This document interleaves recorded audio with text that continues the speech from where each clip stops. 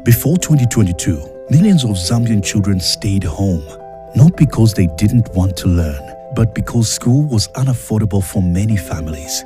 Today, things are much better. No more tuition fees, no more PTA fees, and no more examination fees. More than 2.5 million children are back in class across the country, from villages to towns, from the cities to the districts and provinces. Schools are feeding our children and classrooms are full again. And with the Enhanced Constituency Development Fund, communities around Zambia are transformed. He has delivered this for all children across Zambia. Because free education is not just a policy, it is a promise to every Zambian child, a promise that poverty will not decide their future. A promise.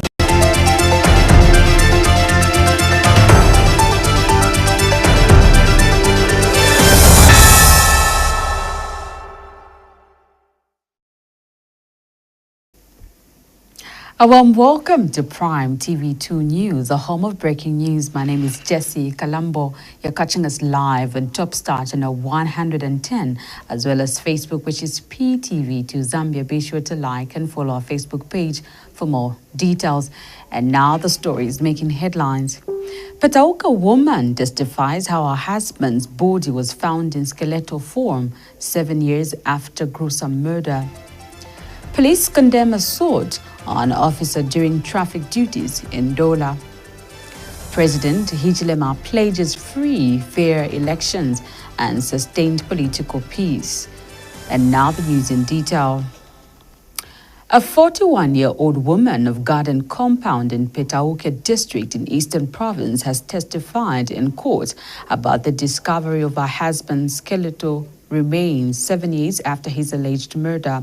Lemekani Mwanza was reportedly killed by his brother Adamson Piri of Chikate village in Senior Chief Kalindawalo's area, who buried him in a shower well in the Chipata High Court that her husband went missing in August 2017 after visiting Piri at his village.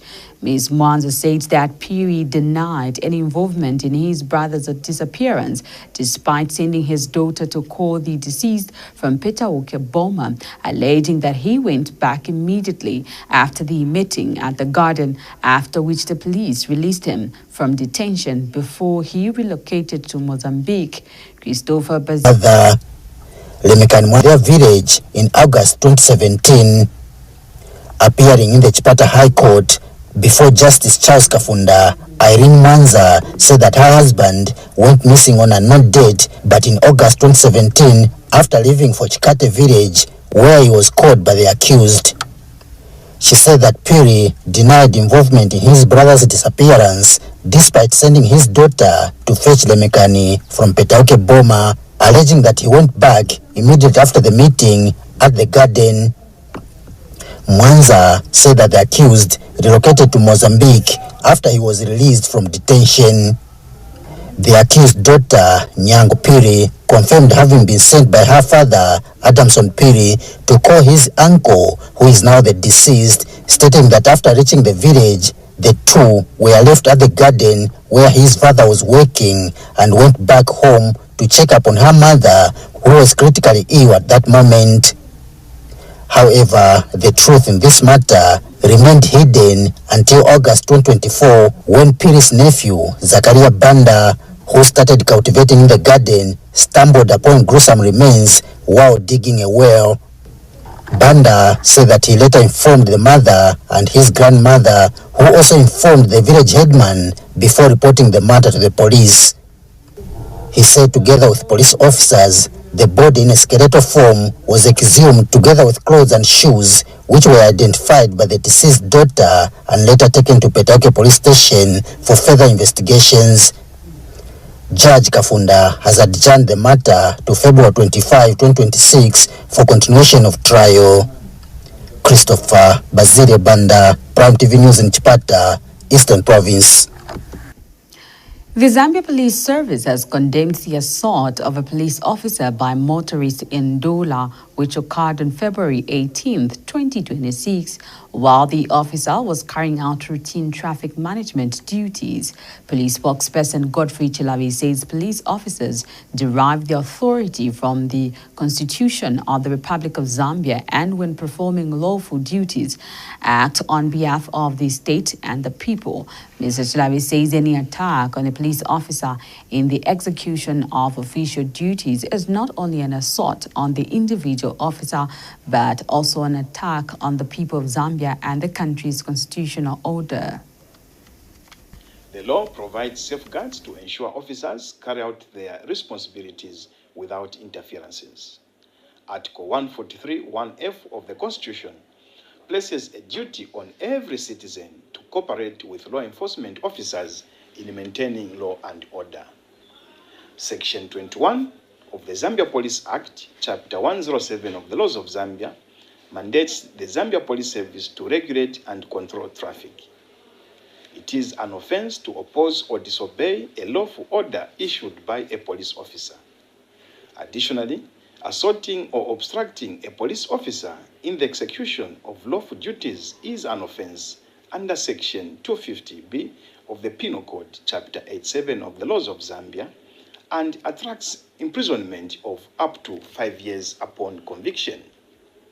While the Zambia Police Service acknowledges that members of the public may have concerns regarding police conduct, violence, whether by a police officer or a member of the public, is unacceptable and has no place in our society. The service has established internal complaint mechanisms through which citizens can lodge grievances. Oversight bodies such as the Police Public Complaints Commission are also available to receive and address complaints in a lawful and structured manner. Members of the public are encouraged to follow these procedures when raising concerns. We reiterate that any person who assaults or obstructs a police officer in the execution of lawful duties will be dealt with firmly in accordance with the law. President HICHILEMA has reaffirmed the government's commitment to ensuring credible, free and fair elections, urging all electoral stakeholders to embrace peace, tolerance and democratic values.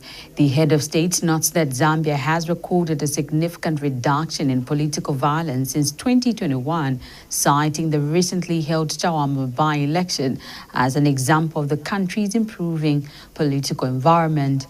President HICHILEMA says the government is strengthening democracy and inclusion through the enactment of Bill No. 7, now Act No. 13 of 2025, which he explained is aimed at increasing support to communities, women and young people. Speaking during the State of the National Address on Values and National Principles in Parliament of Zambia, the president further stated that the implementation of the free education policy has helped keep more children in school, thereby reducing social vices such as teenage pregnancies and child marriages. Here's a report. In his final address to Parliament before the August 13, 2026 general elections, President HICHILEMA has delivered the State of the Nation address on the application of national values and principles. The president began with highlighting the implementation of a free education policy and nationwide sensitization programs aimed at keeping children in school and curbing illicit social issues such as end gender-based violence. To address these social ills, government continues to sensitize traditional leaders who dropped out of school, Madam Speaker, and got married, so to say, are now receiving counseling and are being brought back to school. The president says government is advancing reforms to promote responsible use of digital platforms to combat misinformation, hate speech, and other cyber-related crimes. Now, as the country heads to the polls, he has assured citizens of government's commitment to delivering credible, free, and fair elections, urging electoral players to uphold peace and tolerance. He cited noticeable reduction in political violence, referencing the recent Chawama by-elections. Madam Speaker, under the UPND New Dawn administration, there has been an unprecedented reduction in political violence and cadreism in our country. Shawarma is a good example.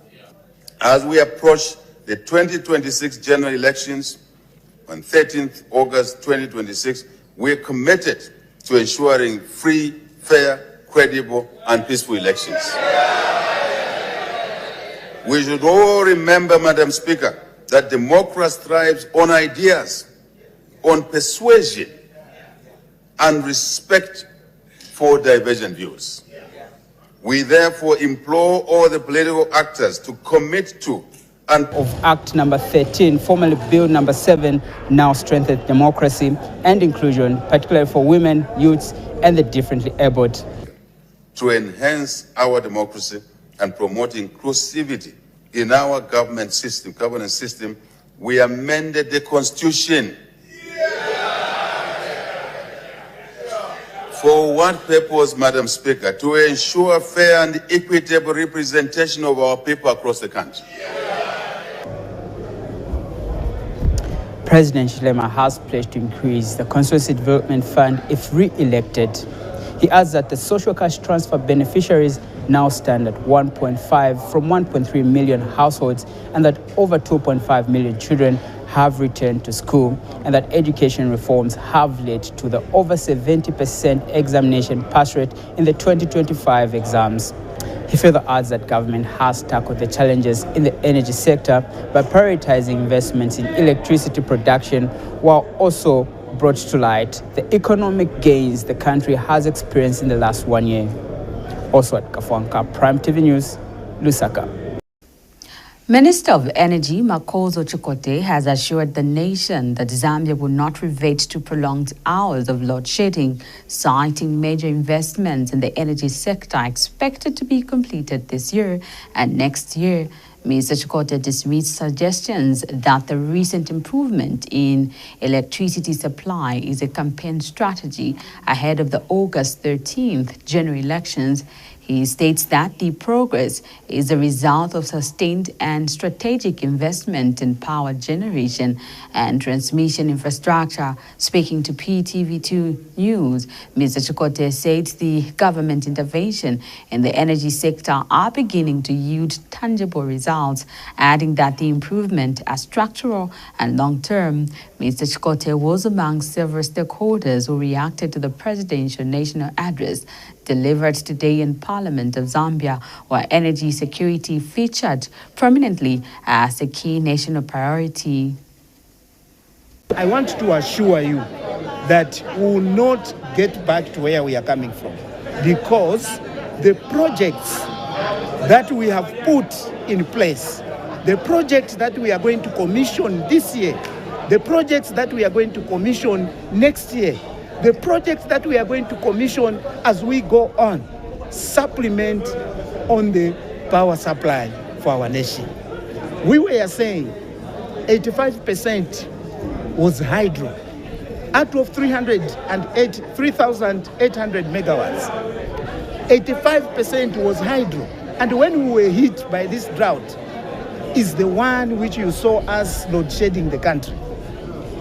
Today, we are happy to mention that as we are continuing commissioning this project, we have put a 500 megawatts to supplement what we are generating now.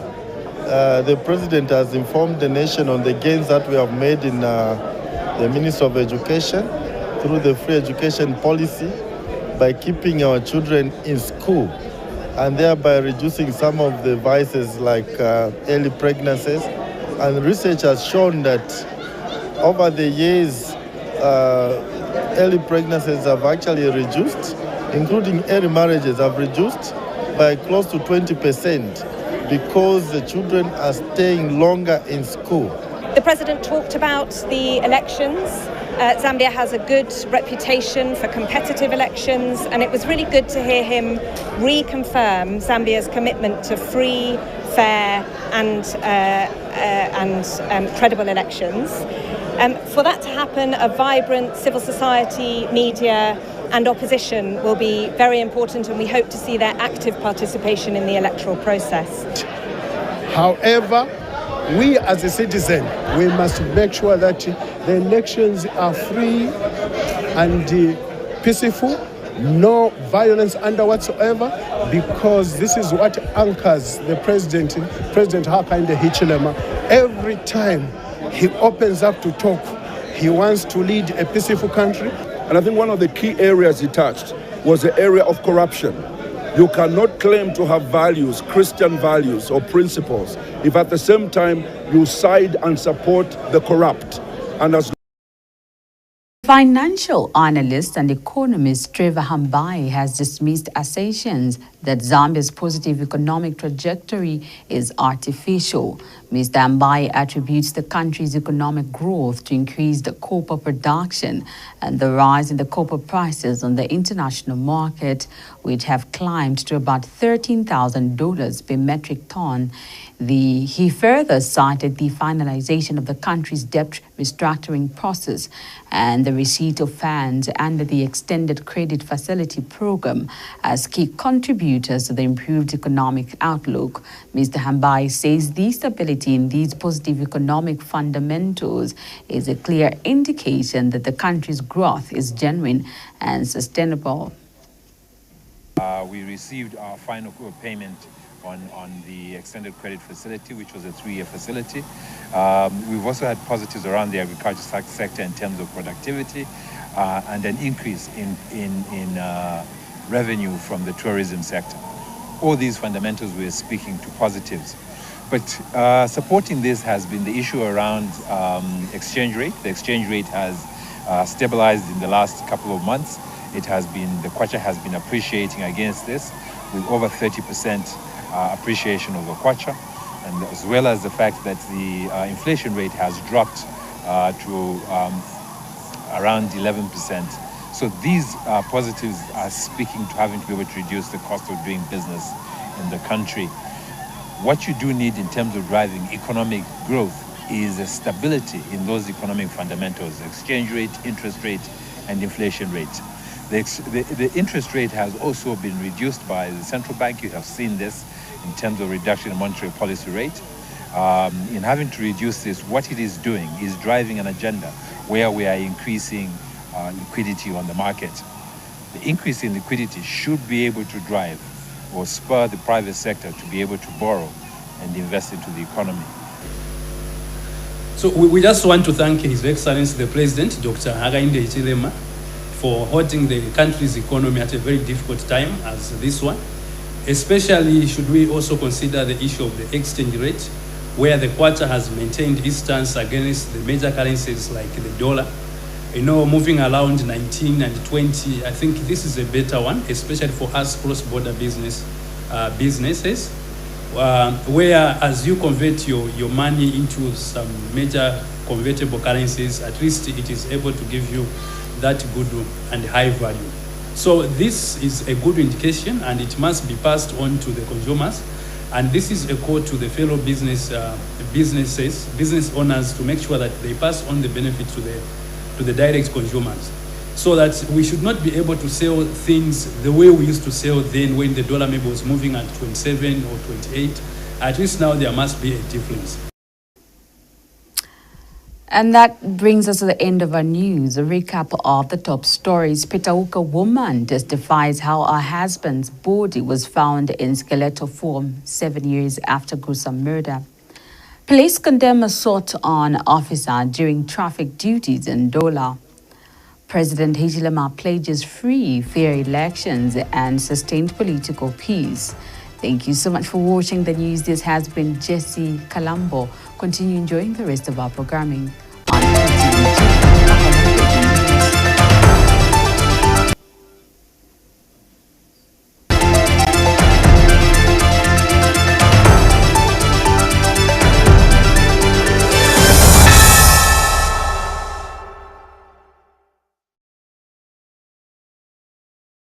Before 2022, millions of Zambian children stayed home, not because they didn't want to learn, but because school was unaffordable for many families. Today, things are much better. No more tuition fees, no more PTA fees, and no more examination fees. More than 2.5 million children are back in class across the country, from villages to towns, from the cities to the districts and provinces. Schools are feeding our children and classrooms are full again. And with the Enhanced Constituency Development Fund, communities around Zambia are transforming education. More classrooms are being built, more desks are being made, more teachers are being hired. Because Bali cares. He has delivered this for all children across Zambia. Because free education is not just a policy, it is a promise to every Zambian child, a promise that poverty will not decide their future.